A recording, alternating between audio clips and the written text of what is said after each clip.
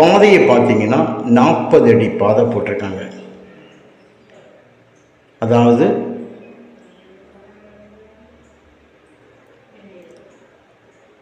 தெய்வசேபுரத்திலிருந்து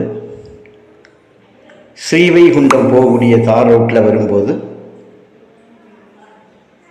ஸ்ரீவைகுண்டம் போகக்கூடிய இன்னொரு மண் ரோடு, அதாவது தார் போடுவாங்க, 40 அடி ரோடு, மங்கம்மா சாலை ரோட்டோட அகலத்தை பார்த்துடுங்க.